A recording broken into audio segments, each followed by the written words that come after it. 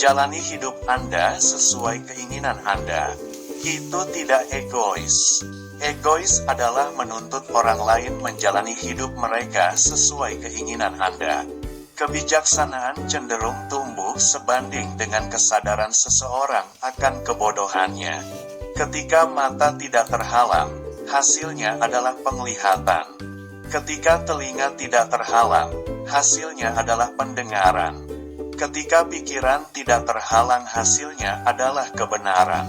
Ketika hati tidak terhalang, hasilnya adalah sukacita dan cinta. Rentangkan tangan Anda untuk menyambut masa depan. Yang terbaik belum datang.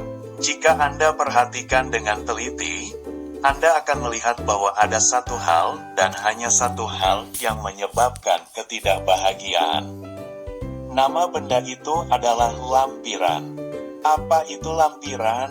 Keadaan emosional kemelekatan yang disebabkan oleh keyakinan bahwa tanpa sesuatu atau orang tertentu Anda tidak bisa bahagia.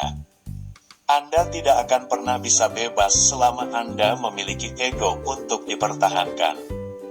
Mungkinkah Mawar berkata, "Aku akan memberikan wewangianku kepada orang-orang baik yang menciumku, tetapi aku akan menahannya dari yang buruk"? Atau mungkinkah lampu itu berkata, "Aku akan memberikan terang kepada orang-orang baik di ruangan ini, tetapi aku akan menahannya dari orang jahat"? Atau bisakah sebatang pohon berkata, "Aku akan memberi keteduhan kepada orang-orang baik yang beristirahat di bawahku, tetapi aku akan menahannya dari yang buruk"? Ini adalah gambar tentang cinta. Aku tidak takut kehilangan kamu, karena kamu bukan objek milikku, atau milik orang lain. Aku mencintaimu apa adanya, tanpa ikatan, tanpa rasa takut, tanpa kondisi, tanpa egoisme, berusaha untuk tidak menyerap kamu. Aku mencintaimu dengan bebas karena aku mencintai kebebasanmu, juga kebebasanku. Kupu-kupu dalam ulat, elang dalam telur, orang suci dalam diri manusia yang egois. Kami tidak memiliki rasa takut akan hal yang tidak diketahui. Apa yang kita takutkan adalah meninggalkan yang diketahui. Jika Anda menginginkan kedamaian, berusahalah untuk mengubah diri sendiri, bukan orang lain.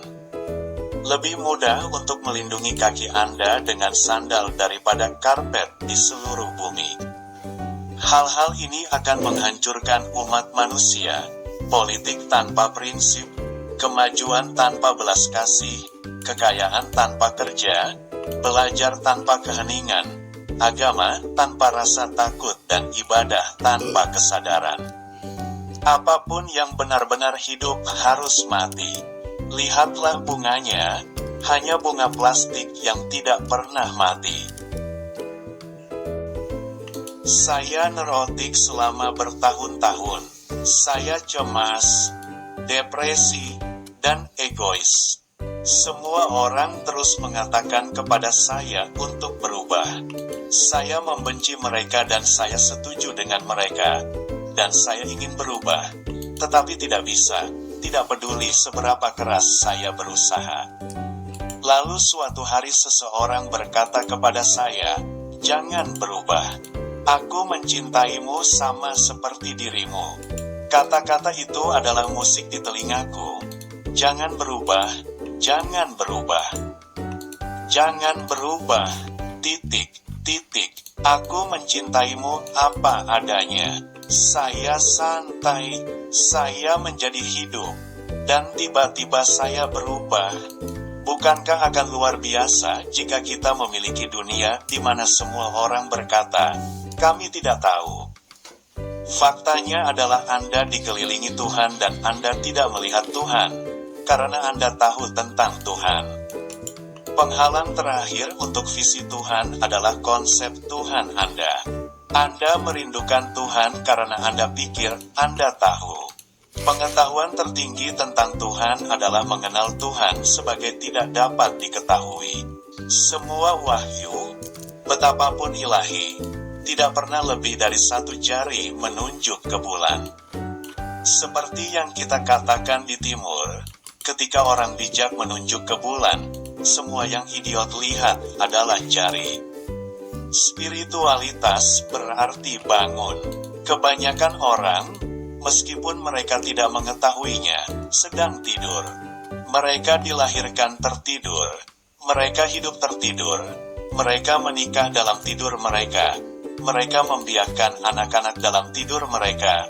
Mereka mati dalam tidur mereka tanpa pernah bangun. Mereka tidak pernah memahami keindahan dan keindahan dari hal ini yang kita sebut keberadaan manusia. Segera setelah Anda melihat dunia melalui ideologi, Anda telah selesai. Tidak ada kenyataan yang cocok dengan ideologi. Hidup lebih dari itu. Itulah sebabnya orang selalu mencari makna hidup. Tetapi hidup tidak memiliki arti. Ia tidak dapat memiliki makna karena makna adalah formula.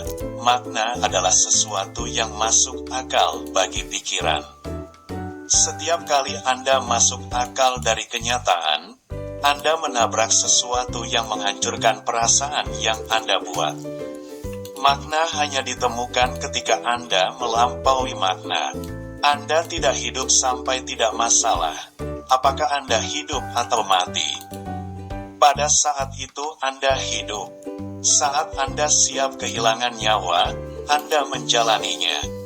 Mengapa semua orang di sini sangat bahagia kecuali aku? Karena mereka telah belajar melihat kebaikan dan keindahan di mana-mana, kata sang guru.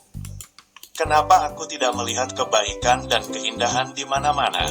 Karena kamu tidak bisa melihat di luar dirimu apa yang gagal kamu lihat di dalam.